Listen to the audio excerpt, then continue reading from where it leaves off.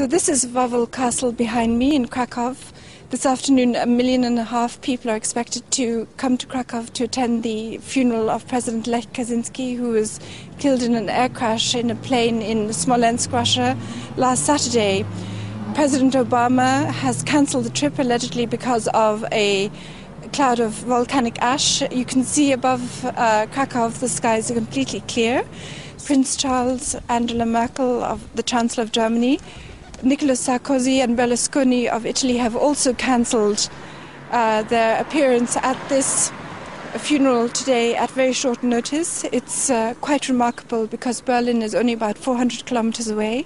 So theoretically, Chancellor Angela Merkel could have just driven here in a couple of hours. So there are growing questions about the nature of the plane crash which killed not just President Lech Kaczynski but 100 members of the Polish military and civilian elite. Many people are questioning whether it was really an accident here in Poland. They believe they will never get to the bottom of the investigation completely because the forensic evidence has been gathered by the Russian investigators and most of it has gone to Moscow together with the bodies of the people who are alleged to have died in this accident.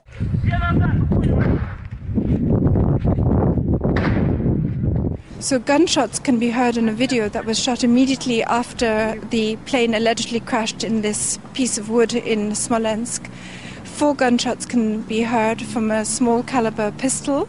It has been speculated that members of a military group, went among the survivors and were actually shooting them to make sure there were no witnesses to a crash.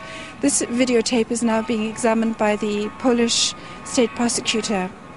Another issue that has raised a lot of questions is the fact that the black boxes have been recovered and they show that the Tupolev plane was functioning perfectly. There was no technical problem with the plane, which had undergone overhaul in December 2009. It has emerged that this Tupolev plane had a special system to ensure that pilots were warned if they ever approached a dangerous obstacle or came too close to the ground, the terrain awareness warning system. So the Polish pilot must have known that he was approaching trees. So according to the official account, the plane plunged into woods about 1 kilometer short of the runway, 40 to 50 meters to the left of the runway. According to the official account, the plane hit a tree, the left wing broke off, the train veered to the left and crashed about 1 kilometer from the runway. Pieces of wreckage have been found there in an area covering 500 meters, but no bodies have been found and no personal belongings of the people who are alleged to have died in this crash can be seen on any of the video footage that was shot immediately after the crash took place. The Russian security services then intervened to stop journalists reaching the crash site. They confiscated photos and video footage. A Russian journalist has reported that the radar equipment that was at Smolensk airport was dismantled after the visit of Prime Minister Donald Tusk and Vladimir Putin on April the 8th. Shortly before the plane carrying Lech Kaczynski and the Polish elite touched down in Smolensk. In addition, witnesses have reported seeing military officials changing the lamps lighting up the runway shortly after the accident. This has fueled speculation that the lamps were so placed as to mislead the pilot as to the real location of the runway and to lure him into the woods. The media initially blamed President Lech Kaczynski, claiming that he interfered with the pilot and caused him to crash the plane. However, voice recordings recovered from the cockpit show that nobody interfered with the pilot and caused the crash by pressuring the pilot to land. So in addition, the media has claimed that the pilot of the Polish plane couldn't speak adequate Russian, basing this on the statements of the Russian air traffic controller. But colleagues of the Polish pilot say he was fluent in Russian.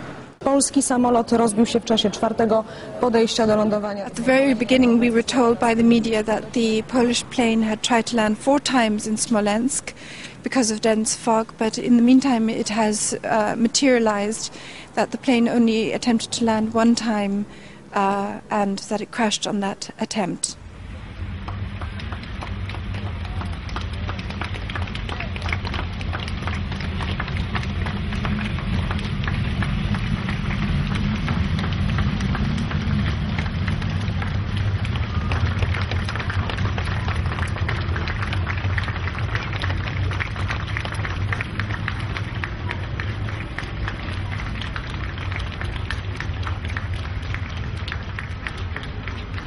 So when we take all these facts together, a likely scenario is that the pilot approaching Smolensk airport was given false information about the real location of the runway and lured into landing in the woods close by.